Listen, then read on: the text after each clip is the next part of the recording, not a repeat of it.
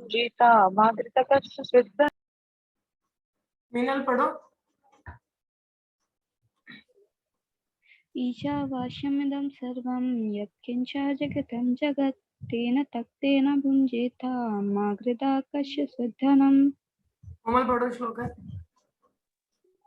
ईश्वासयामिधासर यक्तेन जगत्या जगता तेन तत्केन भुञ्जीतं मा घृता कस्य शिवधनम्। मज्जी रुको, मम्मा ने भी रीड करना है। चलिए पहले इसका हम लोग श्लोक देख लेते हैं, फिर will go to the translation and purport. ठीक है, एक बार मज्जी मम्मा ने भी रीड करना था। हाँ बड़ो बड़ो आंटी कोई बोलो, बड़ो माता जी। ईशावास्यमिदं सर्वं यत्किञ्चन जगत्यां जगतः तेन त्वक्केन भुज्यता मा वृथा कस्य शिवधनम्। धन्यवाद। तो पहले हम इसका ये, क्योंकि हम लोग थोड़ा कर चुके हैं इसको, पहले हम लोग श्लोक को देख लेते हैं इसका क्या अर्थ है।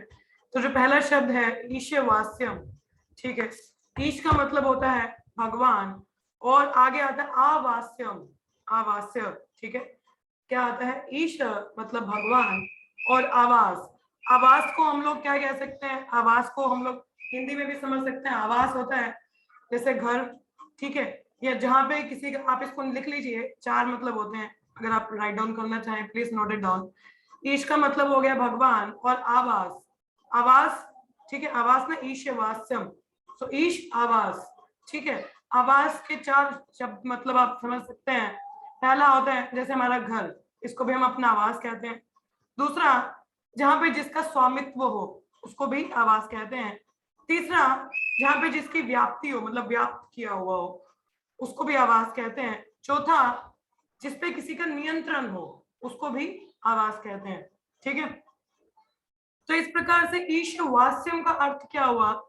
ईश्वर का जिसपे स्वामित्व हो, नियंत्रण हो, या उनकी व्याप्ति हो, या उनका वो घर हो, ठीक है, तो उसको हो गया ईशवास्यम, ठीक है। अब ईशवास्यम आगे क्या श्लोक में आता है? इदम, ये देखो ये शब्द साथ में ही है, ईशवास्यम इदम।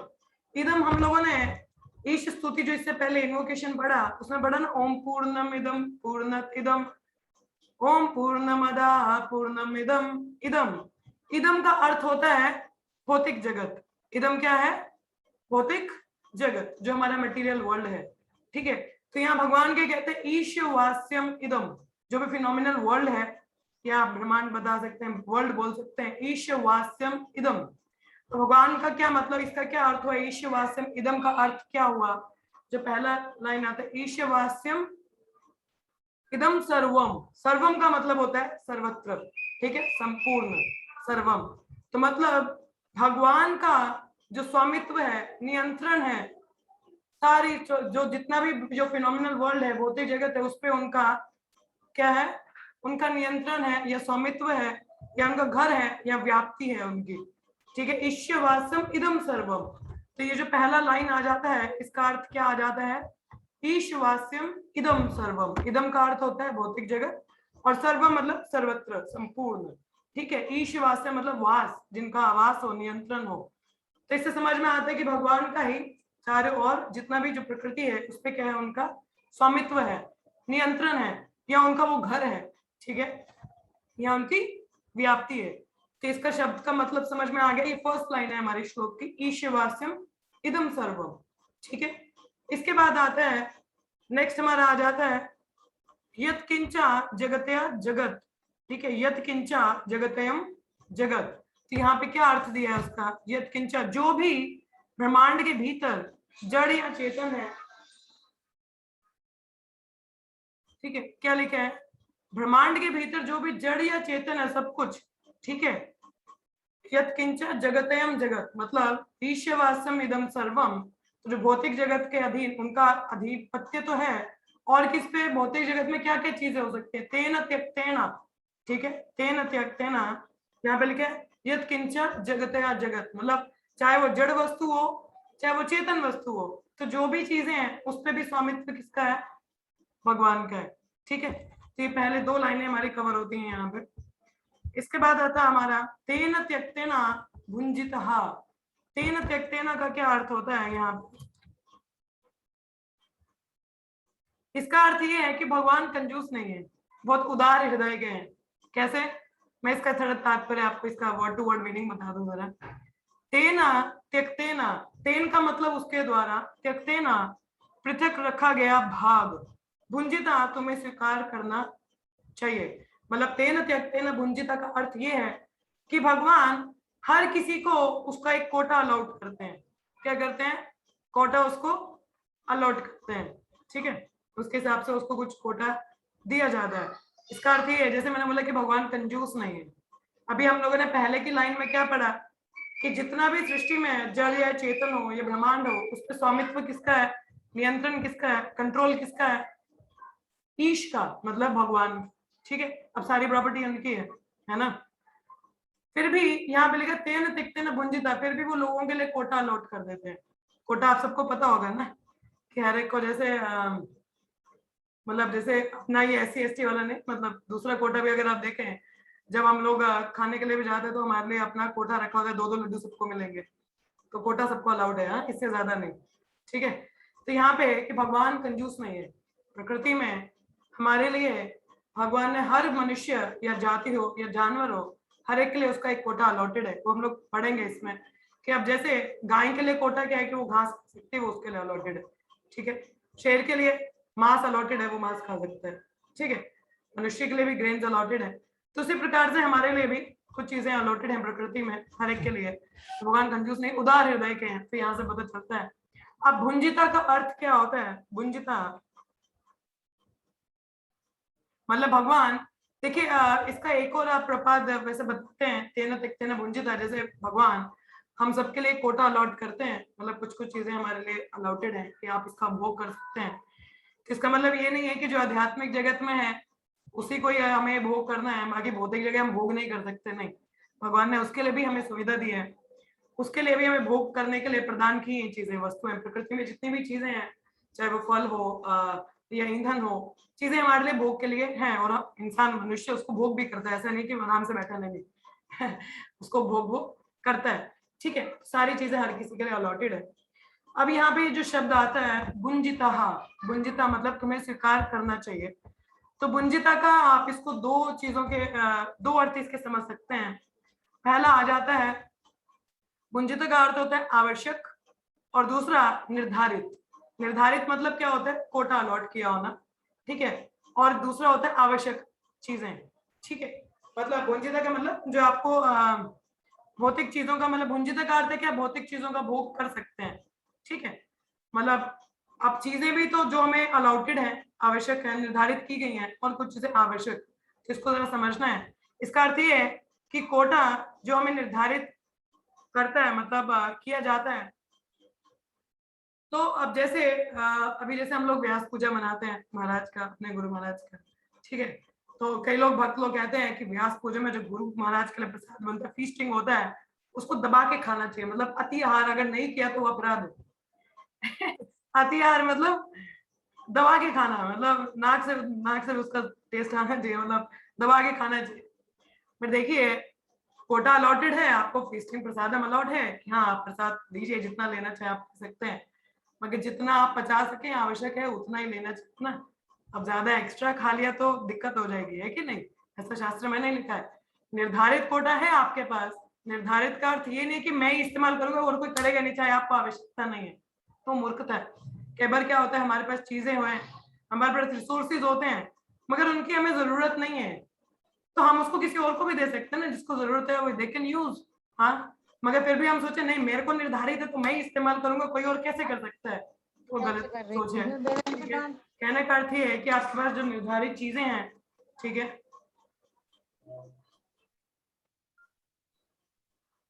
डोर पे डाल दूंगी मैं इधर से, तो जरूरत नहीं कहने का अर्थ क्या है कि जो चीजें आपको निर्धारित हैं, जो आस्था माता ji please mute yourself, mute कर लीजिए खुद को। जो चीजें आपको निर्धारित हैं और जो आवश्यक है उन्हीं को इस्तेमाल करना चाहिए ना। जो आवश्यक नहीं है लीव इट। ये नहीं कि मेरा कोटा मैं ही सारा कंज्यूम करूंगा, नहीं, ठीक है। तो यहाँ पे ये कि प्रकृति में भी हमारे पास कोटा अलॉटेड है, मगर इसका मतलब ये नहीं कि आप जब तक कंप्लीट नहीं होगा, मेरा कोटा खत्म नहीं होगा, मैं इसको करूंगा नहीं। जितना आवश्यक है उतना इस्तेमाल करना चाहिए। आस्था माता ji please kindly mute yourself. Hare Krishna. Astha, I am audible to you? Please mute yourself. So इसका ये अर्थ आता है, लास्ट जो लाइन है इसका, और जैसे अब जैसे कोटा की बात हो रही है कि कोटा हमें एक निर्धारित होता है, हमें कैसा पता चलेगा कि मेरे लिए क्या कोटा अलॉटेड है? तो वो हमें कहाँ से पता चलता है? वेद ज्ञान से। ठीक है, शास्त्रों में इसका वर्णन है, वेदा में बताया गया है कि मनुष्य के लिए क्या कोटा अलॉटेड है, जानवरों के लिए क्या है, तो हमें वेद ज्ञान से पता चलता है, जो हम लोग अभी पढ़ भी रहे हैं उपनिषद। ठीक है, इसके बाद आता है लास्ट लाइन है, माँ गृह कस्य सिद्धनम। और भाई अगर आप अपने कोटे से अलग जाओगे फिर क्या होगा कि किसी के कोटे पे आक्रमण नहीं करना चाहिए। ठीक है, इसका अर्थ क्या है? माँ गृह कस्य सिद्धनम, मेरा महाप्रसाद है, मेरे तक ही रहना, तो इस पे आक्रमण नहीं करना। ठीक है ये मेरा कोटा है। तो कहने का अर्थ ये है, माँ गृह कस्य सिद्धनम का अर्थ ये है कि किसी का जो कोटा अलॉटेड है उस पर आक्रमण नहीं करना। ठीक है, कि अब जैसे हमारे माता पिता जब बच्चे बड़े हो जाते हैं तो जमीन का बंटवारा कर दे कि ठीक है इतना जमीन आपका है, उतना आपका है, मगर फिर भी जो ग्रीडी लोग हैं, जो लालची हैं, उनको संतुष्टि नहीं होता, वो सोचते हैं ये भी मेरे पास कैसे आ जाए, तो वो क्या करते हैं? आक्रमण करने का प्रयास करते हैं, मतलब गलत तरीके अपनाते हैं। ठीक है, यहाँ उसको मारेंगे या कुछ करेंगे। हाँ, तो वो गलत तरीके हैं, उससे क्या होता है? फिर प्रकृति के नियमों का उल्लंघन होता है, और उससे फिर क्या होता है? प्रकृति झापट धारती है, तब हमें फिर क्या सजा भुगतनी पड़ती है।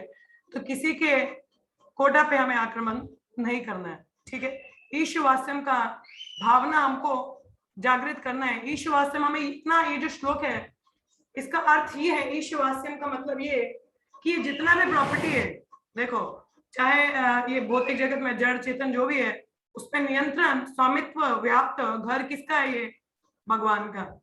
हमें फिर भी देखो कितने उदार हृदय के भगवान है कि हमें कुछ कोटा अलॉट किए कि चलो ठीक है तुम भोग कर सकते हो। अब वो उतना दिया है, मगर हम क्या अपना प्रॉपर्टी समझ लेते हैं। अब जैसे आप अपने घर में सोफा बनाने वाले को बुलाते कि भाई सोफा बनाना है, उसको अपने औजार दिए, मटेरियल दिया उसको, है ना, तो आप बोलते कि इसको सोफा बनाना अच्छे से। अब सोफा वाला सोफा बनाने के बाद में उसको बोले ये सोफा घर ले जाऊं मैं, अपना स्वामित्व जताए, तो आप क्या बोलोगे उसको? हाँ ले जाओ। नहीं, आप क्या बोलोगे? भाई वो बोलेगा मैंने मेहनत किया तो मैं लेके जाता हूँ इसको। भगवान बोलते भाई मटीरियल, इंसान जो हम लोग हैं, हम लोग क्या बोलेंगे? मटेरियल मैंने प्रोवाइड किया कि नहीं? सारा मटेरियल मेरा, औजार मेरे, नहीं होगा तो तुम कैसे बनाते? तो स्वामित्व किसका है? मेरा है, तुम कैसे लेके जाओगे? तो उसी प्रकार से प्रकृति में जितने भी ईंधन है या चीजें हैं, भगवान ने हमको दिया तो है उपभोग के लिए, मगर उस पर हम लोग के अपना स्वामित्व नहीं बता सकते कि मेरा है। ये देखना चाहिए कि आ कहाँ से रहा है, who is the source, source कहाँ से है? भगवान है। तो इस श्लोक से इसका जो तात्पर्य है, जो इसेंस है, वो ये चीज हमें याद रखना है कि सारी स्वामित्व किसका है? भगवान का।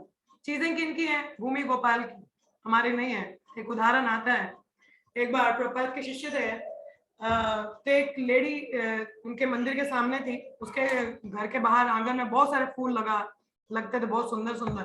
तो ये जो भक्त था रोज चोरी करके तो वहां से फूल लेके भगवान के लिए लेके जाता था, पूछता नहीं था उस लैंड लेडी से। तो प्रभुपाद जब वहां पे विजिट करने के लिए आए तो इन लैंड लेडी ने प्रभुपाद को कंप्लेन किया, बोला कि आपके जो शिष्य हैं ये चोरी करके यहाँ से लेके जाते हैं, आप क्या ऐसा शिक्षा देते हो अपने शिष्यों को? तो ये तो नहीं हमने एक्सपेक्ट किया कि आप ऐसा शिक्षा देते हो चोरी करने का। तो प्रभुपाद ने सुना, बोला कोई बात नहीं, मैं पता करता हूँ कौन ऐसा करता है। तो प्रभुपाद ने पूछा कि कौन है जो रोज फूल को चोरी करता है और ऐसा लेके जाता है? तो वो जो शिष्य था वो उसको थोड़ा शर्म आया, तो प्रभुपाद के सामने आया, तो बोला प्रभुपाद मैं लेके आता हूँ। तो प्रभुपाद मगर ये तो शास्त्र के अनुसार है। प्रभुपाद ने बोला कैसे शास्त्र के अनुसार है किसी का चोरी करना? बोला प्रभुपाद ये लिखा ना ईश्यवास्यम सर्व, क्या ईश्यवासम इदम सर्वम यत् किंचा जगत्यम जगत, ऐसा लिखा। भगवान सारी भूमि गोपाल की है, भगवान का वास है, तो सारा प्रॉपर्टी भगवान का है और उन्हीं के लिए लेके जा रहे हैं, तो इसमें क्या दिक्कत है? तो ये कहाँ से चोरी हुआ? तो प्रभुपाद ने बोला क्या तुमने आगे का लाइन पढ़ा क्या? इट इज फाइन, सारा प्रॉपर्टी गोपाल का, सब गोपाल का है, मगर उसके आगे का पढ़ा क्या? तेन त्यक्तेन भुंजितः, कि भगवान ने उपभोग के लिए हर एक को एक कोटा अलॉट किया है। हाँ, माँ गृढ़ कश्चित् सिद्धनम, अगर उसके कोटे पे कोई आक्रमण करता है तो वो गलत है। अब जैसे वो लैंडलेडी को वो लैंड जमीन था, वो उसको अलॉटेड है, मतलब उसका प्रॉपर्टी है, एक तरह से उसको देखभाल के लिए है। अब वो उसकी इच्छा, वो भगवान के लिए लगाए ना लगाए, वो उसका कर्म है, ठीक है, मगर वो कोटा तो उसका ना, उसका प्रॉपर्टी है। तो उस पे अगर हम लोग ऐसा चोरी करके लेके जाएगा तो सजा नहीं मिलेगा ना। तो इस तरीके से उस कोटे पे आक्रमण नहीं, ठीक है। हाँ, सारा प्रॉपर्टी भगवान का है, दैट इज ट्रू, मगर आधा कुदरती न्याय है ना, मतलब हाफ एंड लॉजिक नहीं लगाना, हमें पूरा श्लोक पढ़ना है उसको। आप ऐसे नहीं बोल सकते अब सारी जगह जाके तो शॉप पे चले जाओगे, अरे सब भगवान का, गोपाल के दे दो इधर, वो गलत है। हर एक का अपना प्रॉपर्टी है, बिजनेस है। ईश्वरवास्यम इदम सर्वम, यस, सब कुछ भगवान के और उन्हीं की सेवा में हमें लगाना चाहिए। देखिए, जो पीछे जो श्लोक हम लोगों ने पढ़ा, इन्वोकेशन, ओम पूर्णमदा पूर्णमिदम पूर्णत पूर्णस्य, जो हम लोगों ने वो श्लोक पढ़ा, उसमें ये पढ़ा कि 3 चीजें पूर्ण है। जैसे भगवान ईश्वर पूर्ण है क्योंकि वो इंडिपेंडेंट है, स्वतंत्र है। जीव पूर्ण है क्योंकि वो भगवान पे निर्भर है। और प्रकृति पूर्ण है क्योंकि प्रकृति सारे साधन जीव को प्रोवाइड करती है कि वो भगवान की सेवा में लगा सके, तो उसमें प्रकृति भी पूर्ण है। तो प्रकृति जो भी हमें कोटा यहाँ प्रकृति में अलॉट होता है, वो जीव आत्मा के लिए, खुद के इंद्र तृप्ति के लिए नहीं, बल्कि भगवान की सेवा के लिए ही होता है। तो वो ना लगाए तो वो गलत है, ठीक है। जैसे कोटा तो हमको अलाउटेड है, जैसे मैंने बोला निर्धारित है, आवश्यकता जितनी उतना इस्तेमाल करना चाहिए। अब आप अपने उपभोग के लिए करोगे तो वो गलत हो जाएगा, ठीक है। तो ये इसका श्लोक का अर्थ था। अब सबको ये स्टेटमेंट समझ में आए श्लोक का, आपको याद हो जाएगा श्लोक का। हरे कृष्णा, मैंने पहली बार नहीं समझाया था ये। Hare Krishna, word to word meaning आपको समझ में आया है श्लोक का? इसके बाद मैं अनुवाद पढ़ूं? हाँ, यस और नो? यस माता जी। आ गया आपको अर्थ समझ में आया एक एक शब्द का? मिनल आ गया? गुड, ठीक है।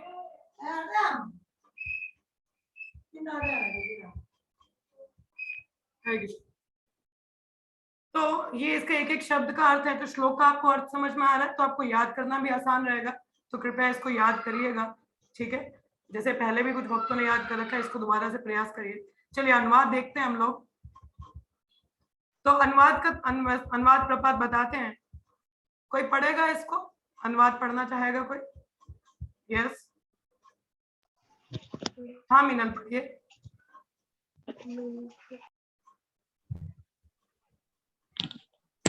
ब्रह्मांड के भीतर की प्रत्येक जड़ अथवा चेतन वस्तु भगवान द्वारा नियंत्रित है और उन्हीं की संपत्ति है।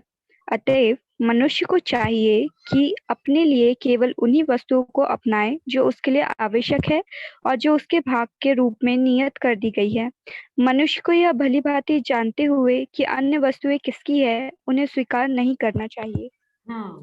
ठीक है। तो जैसे पढ़ा, प्रभात बता रहे हैं क्या तात्पर्य है कि ब्रह्मांड के भीतर, ठीक है, तेन त्यक्तेन, सॉरी क्या श्लोक था यहाँ पे, सॉरी, क्या, ईश्वरवास्यम इदम सर्वम यत् किंच जगतयाम जगत, कि जगत के बीच में भीतर जो भी वस्तु है, चाहे वो जड़ हो चेतन हो, ठीक है, वो किसके लिए है? किसके नियंत्रण में? भगवान के नियंत्रण में, उनका स्वामित्व है, ठीक है।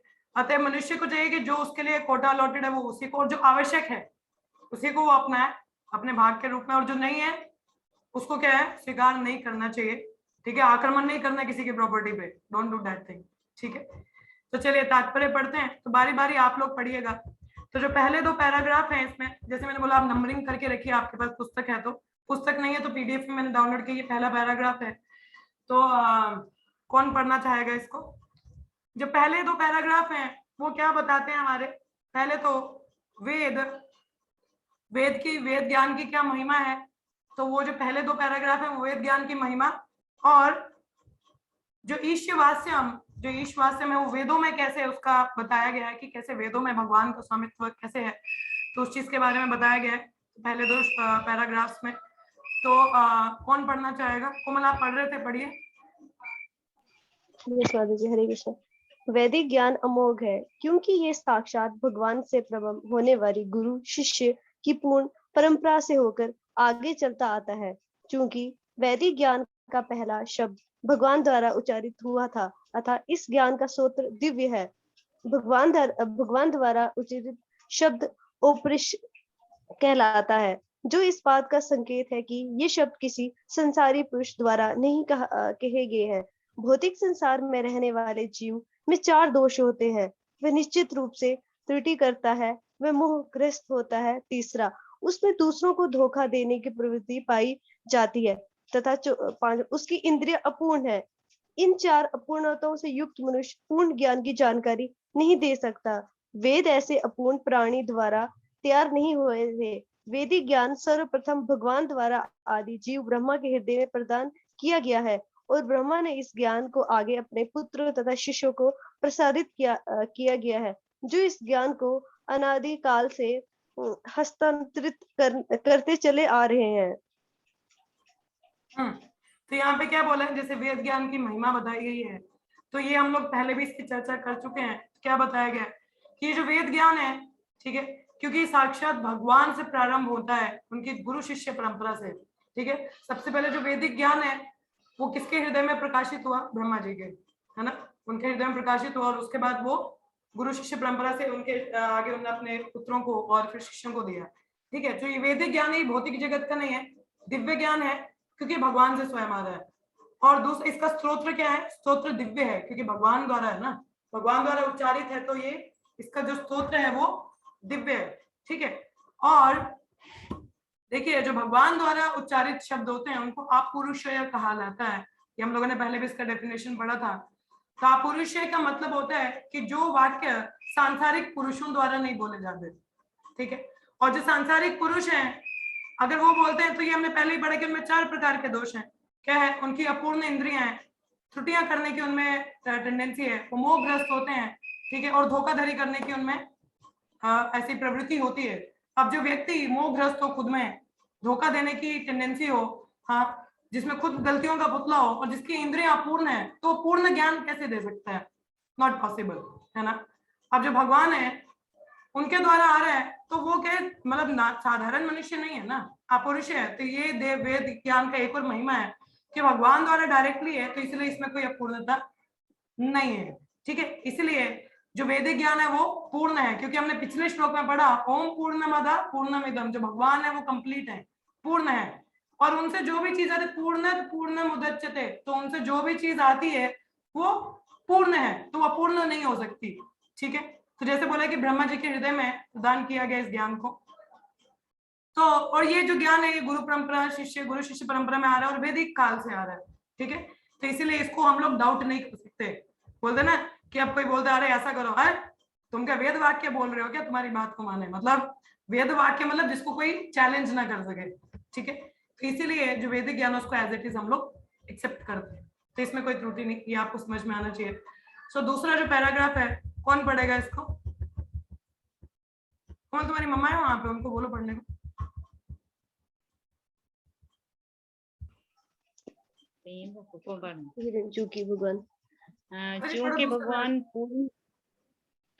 चूंकि भगवान पूर्ण सब प्रकार से पूर्ण है, अतएव उन पर भौतिक प्रकृति के नियम लागू होने की संभावना नहीं है, क्योंकि वे उनके नियंत्रण में रहते हैं। लेकिन जीव तथा जड़ पदार्थ प्रकृति के नियमों द्वारा और अंतिम रूप से भगवान की शक्ति द्वारा नियंत्रित होते हैं। ये ईशोपनिषद यजुर्वेद का अंश है। फलस्वरूप इसमें इस ब्रह्मांड में स्थित समस्त वस्तुओं के स्वामित्व के विषय में जानकारी मिलती है। हाँ, बस तो इसमें क्या बताया गया है? बस कि भगवान पूर्णम सब प्रकार से पूर्ण है, जैसे बताया हमने, ठीक है। तो उनमें कोई भी प्रकृति के नियमों के अधीन नहीं आते वो, क्योंकि वो स्वतंत्र है। हमने पीछे पढ़ा कि 3 जो चीजें वो पूर्ण है, वो क्या है? परमेश्वर, क्योंकि भगवान पूर्ण है, क्यों? क्योंकि वो स्वतंत्र है, किसी पे निर्भर नहीं है। तो जो स्वतंत्र है तो प्रकृति के नियम उन पे कैसे लागू हो सकते हैं? नहीं, क्योंकि प्रकृति उनके नियंत्रण में है, ठीक है।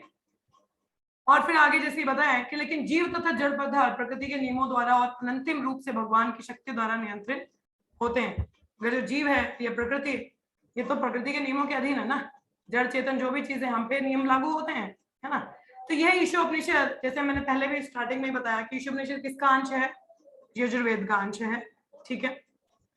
फलस्वरूप इसमें इस ब्रह्मांड में स्थित समस्त वस्तुओं के स्वामित्व की विषय में जानकारी मिलती है। तो इस पे सारी इंफॉर्मेशन हम लोगों को मिलता है वेदों में, जो भी डिटेल है या जो भी किसका स्वामित्व, किसका को क्या कोटा है, क्या है, वो सारी जानकारी हमें यहाँ से मिलती है। ठीक है, तो ये जो पहले दो पैराग्राफ हैं, वेद की महिमा क्या है कि ये भगवान द्वारा उच्चारित है। जो अपरुष हैं उनमें 4 प्रकार के दोष नहीं है, और जो वेद है वो दिव्य है। ठीक है, इसको इसलिए हम लोग इसको एज इट इज एक्सेप्ट कर सकते हैं, इसको चैलेंज नहीं कर सकते, डाउट नहीं कर सकते। ठीक है, और दूसरा है क्योंकि भगवान पूर्ण है तो उनसे जो ज्ञान है वो भी पूर्ण है, वो अपूर्ण नहीं हो सकता। ठीक है, और कल जो है, कल हम लोग इसका आगे का पैराग्राफ पढ़ेंगे, उसमें देखेंगे कि भगवान का स्वामित्व कैसे है, तो वो उसको हम डिटेल में पढ़ेंगे। तो आई एम सॉरी मैं इसको रिपीट कर रही हूँ इस फर्स्ट मंत्र को, बट ये जरूरी है क्योंकि कई लोगों ने मिस आउट किया है और जिन्होंने सुना भी है पहले तो उनमें भी सेकंड पार्ट नहीं सुना था। ये आस्था कुछ बोलना चाहते हो आप? बोलो। नहीं माता जी, ये गलती से हो रहा है। हाँ, क्या कह रहे हो आप? गलती से हो रहा है? Okay. तो और आपको श्लोक का मतलब भी आज समझ में आया होगा। तो कई लोगों को श्लोक अच्छे से याद नहीं था। Astha, now you are able to memorise the shloka. अब श्लोका याद कर लोगे अच्छे से? हाँ, तो चलिए आज के लिए अब इजी है, हाँ अभी इजी है समझना। अब आया ना इजीली समझ में? ठीक है, तो इसको अच्छे से हाँ। करिएगा। तो कल अब से टाइमिंग 1 बजे का ही है, तो प्लीज आप लोग जरूर आइए और इसको अच्छे से नोट्स बनाते हुए प्रिपेयर करिए। ठीक है, अभी के लिए किसी का कोई प्रश्न हो या कुछ आप कमेंट करना चाहें या आपको कुछ पूछना हो या बोलना हो तो आप लोग बोल सकते हैं। यस, हरे कृष्णा। हरे कृष्णा उमा माता जी, थैंक यू फॉर कमिंग। हाँ जी, किसी का कोई प्रश्न है? और देखिए, जैसे मैंने बोला कि ये जो पुस्तक है ये बहुत महत्वपूर्ण है और प्रभुपाद इतने उपनिषद रहे हैं, मगर प्रभुपाद ने इसी ईश उपनिषद को क्या है, इस किताब को हमारे सामने समक्ष प्रस्तुत किया क्योंकि ये बहुत इंपॉर्टेंट किताब है और इसको समझना ध्यानपूर्वक बहुत जरूरी है क्योंकि हमारे प्रैक्टिकल लाइफ में इसी की टीचिंग यूज होने वाले और वेदों के जितने भी सेंस हैं वो सारे इसी ईश उपनिषद में आते हैं। ठीक है, और ये जो ज्ञान है ये वो ज्ञान है जो हमें भगवान के और करीब लेके जाता है। So that's why it is very important कि इसको हम ध्यानपूर्वक सुने, समझें और अच्छे से पढ़ने का प्रयास करें। ठीक है, और इसका जिन्होंने पहले की क्लास मिस की हो, इंट्रोडक्शन और इसका जो इन्वोकेशन है, तो कृपया आप उसको एक बार प्लीज पढ़ लीजिए, या आप लोग जो भी रिकॉर्डिंग है उसको सुन सकते हैं ताकि आप अच्छे से इसको ध्यानपूर्वक समझ सकें। और ये जो दोनों श्लोक है इनको याद करने का प्रयास करिएगा। तो प्लीज ट्राई टू मेमोराइज। देखो बहुत आसान है तो इजीली आपको याद भी हो जाएगा। ठीक है, आप लोग अभी मेरे साथ रिपीट कर सकते हैं क्योंकि थोड़ा सा समय है, तो आप लोग मेरे साथ श्लोका को रिपीट करिए ताकि आपको थोड़ा सा याद हो जाएगा। ठीक है, तो बाकी हम लोग कल इसको पढ़ेंगे आगे के पैराग्राफ। तो रिपीट आफ्टर मी। ईश्यवास्यम इदम सर्वम, बोलिए। ईश्यवास्यम इदम सर्वम यत्किंच जगतया जगत यत्किंच ईशवास्यम इदम सर्वम, मतलब ईश का वास है, जितना भी जो इदम मतलब भौतिक जगत है वो भगवान का वास है। सर्वम यत्किंच जगतयम जगत, कि जगत में जितना भी जड़ चेतन है उन्हीं के अधीन है। ठीक है, ये 2 लाइनों का मतलब है। ईशवास्यम इदम सर्वम यत्किंच जगतयम जगत, बोलिए। ईश्वास्यम यत्किंच जगत्यं जगत् तेन त्यक्तेन भूतः, तेन यक्तेन भगवान कंजूस नहीं है, बहुत उदार हृदय के हैं, सभी के लिए कोटा अलाउटेड है। ठीक है, माँ गृढ़ा कष्ट स्विद्धनम, किसी की प्रॉपर्टी पे आक्रमण नहीं करना है। माँ गृढ़ा कष्ट स्विद्धनम,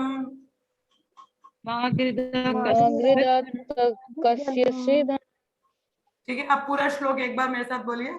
ईश्वास्यम इदम सर्वम यत्किंच जगत्यं जगत् तेन त्यक्तेन भुञ्जितः मा गृढ़ा कस्य सिद्धनम, बोलिए। ईशवशमिदं सर्वं यत्किंच जगत्यं जगत् तेन त्यक्तेन भुञ्जीतो मा गृह्णाति कस्य स्वेदनम्। दोबारा रिपीट करिए, पढ़िए दोबारा। ईश्वास्यम इदं ईशवशमिदं सर्वं तेन यक्तेन यत्किञ्च जगत्यं जगन्तेन तेन त्वत्तेन भुञ्जिता मा गृहा कस्य स्वेदनम्। ईश्वास्यम् इदं सर्वं यत्किञ्च जगत्यं जगत् तेन त्यक्तेन भुञ्जितः मा गृहा कस्य स्वेदनम्। बोलिए ईश्वासमिदं सर्वं यत्किञ्च जगत्यं जगत् तेन त्वत्तेन भुञ्जिता मा गृहा कस्य स्वेदनम्। धन्यवाद। तो देखिए, क्योंकि ये उपनिषद से हमारे श्लोक हैं और ये वैदिक मंत्र हैं, तो इनको जब हम उच्चारित करते हैं तो हमारे हृदय का शुद्धि होता है। तो आप लोग पूरा दिन इसको कर सकते हैं, जैसे हम लोग पहले पढ़ रहे थे, ओम पूर्णमदा पूर्णमिदं पूर्णात् पूर्णमुदच्यते पूर्णस्य पूर्णमादाय पूर्णमेवावशिष्यते। इसके बाद ये श्लोक आता है, ईशावास्यमिदं सर्वं यत्किञ्च जगत्यं जगत् तेन भुञ्जितः स्विद्धनम्। है ना, गाने की तरह गा सकते हैं, तो इसको प्रयास करिए याद करने का, ठीक है। और अभी आप लोग जिन्होंने मिस किया है पिछला, तो दोबारा एक बार पढ़ लीजिएगा, पीडीएफ ग्रुप में शेयर है, तो आप लोग पढ़ सकते हैं वहां से। और किसी को कोई प्रश्न रहेगा तो कल भी पूछ सकते हैं। चलिए फिर यहीं पे विराम लेते हैं और 3 बार हरे कृष्ण महामंत्र का जप करेंगे। हरे कृष्णा कृष्ण कृष्ण हरे हरे, हरे कृष्ण राम कृष्ण हरे हरे, राम राम हरे हरे राम, हरे, राम हरे राम, कृष्ण कृष्ण कृष्ण हरे कृष्ण कृष्ण हरे राम कृष्ण हरे हरे, राम राम राम हरे हरे राम, राम हरे राम, कृष्ण हरे कृष्णा हरे कृष्णा हरे कृष्ण हरे राम राम हरे राम राम, हरे राम। श्री ईशोपनिषद की जय, श्री प्रपात की जय, सभी भक्तों की जय। धन्यवाद सबको, कल मिलेंगे भागवतम क्लास में। हरे कृष्णा एवरीवन। हरे कृष्णा।